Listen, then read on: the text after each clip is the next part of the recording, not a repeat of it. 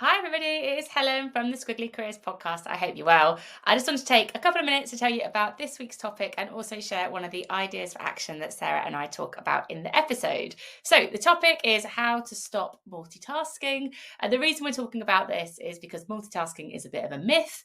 And actually, what we're really doing is task switching, which means that we move our brain from one thing to another and it creates lots of issues, leads to lots of mistakes. We're actually slower over the long run, even though in the moment it feels more productive to do it. And it actually creates issues for our memory as well. So it's a bit of a problem, but often it's a bit of a habit. If you're someone like me, I find myself multitasking without even thinking about it. And what we need to do is find ways to stop it.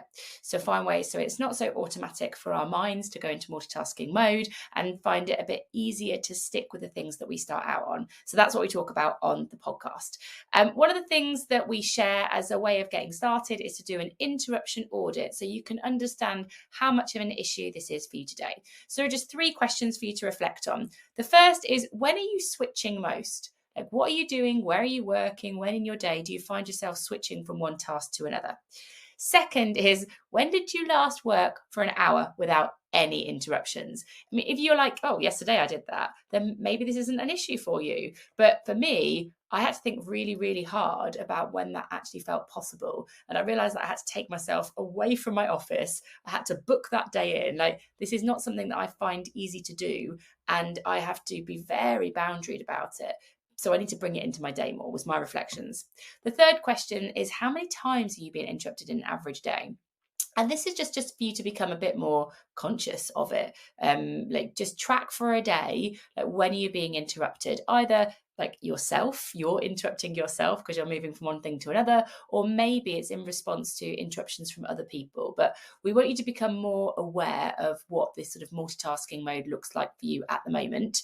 And then once you've done that, a really good coaching question to reflect on is, what would be even better if you weren't multitasking quite so much? So just imagine that you could reduce it by, I don't know, 20% of the time that you're doing it today.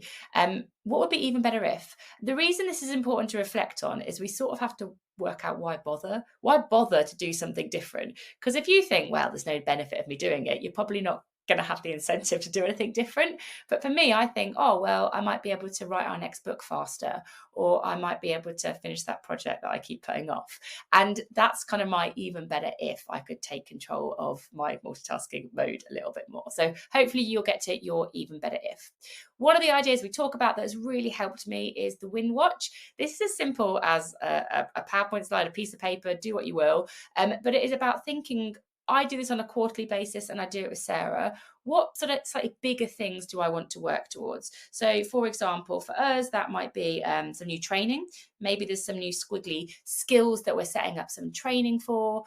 Maybe it's some new kind of videos that we are creating, which is true. We're going into the studio and we're creating lots of videos to help people learn in a slightly different way, or maybe like our video book. And talking about books, one of the things on our Winwatch is getting to an idea for the third book, and that's something that by the end of the quarter that feels quite big that we want to work towards. Now, the point is, if you are constantly multitasking across lots of small things, you're probably not really completing anything big.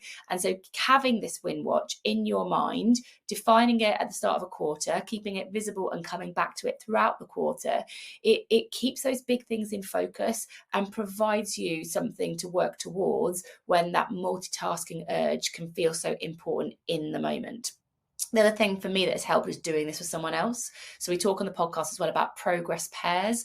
Working on something with another person can help keep you committed and hold you accountable, because you're probably not holding yourself very accountable when you're multitasking across lots of different things.